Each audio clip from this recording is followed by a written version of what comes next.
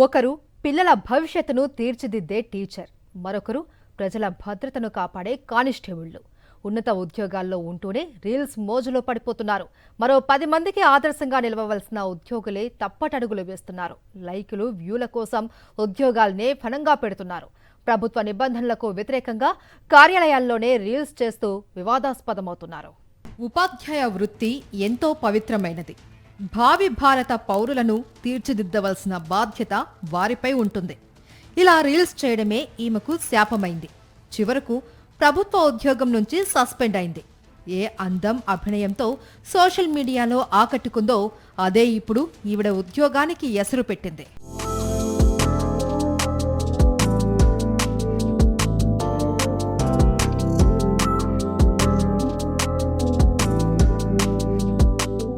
పేరు భూక్యా గౌతమి రాథోడ్. ఖమ్మం జిల్లా మామిళ్లాగూడెం హైస్కూల్లో ఇంగ్లీష్ టీచర్గా పనిచేస్తోంది. గురుతరమైన బాధ్యతలను పక్కన పెట్టి సోషల్ మీడియా మోజులో పడ్డారు.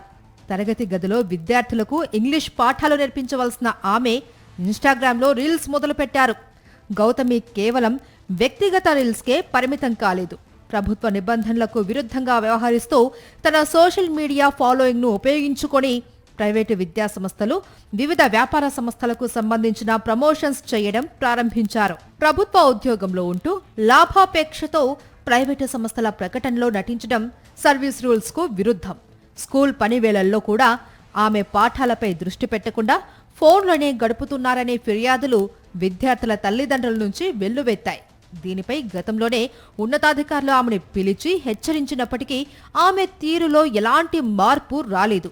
విధి నిర్వహణలో నిర్లక్ష్యం వహించినందుకు గాను ఉన్నతాధికారులు ఆమెను సస్పెండ్ చేస్తూ ఉత్తర్వులు జారీ చేశారు. తెలంగాణ సివిల్ సర్వీసెస్ నియమావళి ప్రకారం ప్రభుత్వ ఉద్యోగులు ఎవరూ కూడా పై అధికారుల అనుమతి లేకుండా ప్రైవేటు వ్యాపారాల్లో పాల్గొనకూడదు లేదా ప్రమోషన్స్ చేయకూడదు.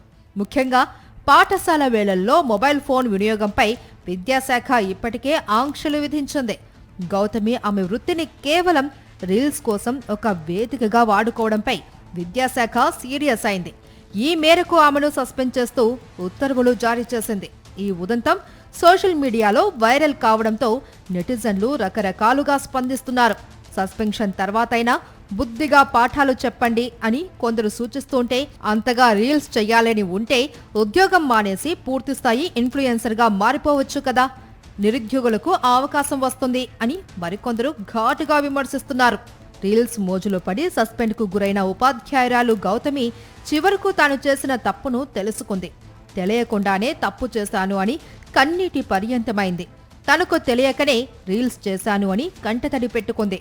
ప్రభుత్వ పాఠశాలకు వ్యతిరేకంగా తాను ఎప్పుడూ పని చేయలేదు అని వాపోయింది. మొదటిసారి ప్రమోషన్ చేసినప్పుడు చేయకూడదు అని ఎవరైనా చెప్పుంటే బావుండేది అని కన్నీటి పర్యంతమైంది. కడుపుకు తిండి పెట్టే జాబ్కి అన్యాయం చేసుకుంటారా అండి? తెలియలేదు నాకు. నా గవర్నమెంట్ వ్యవస్థ నాకు తిండి పెడుతుంది.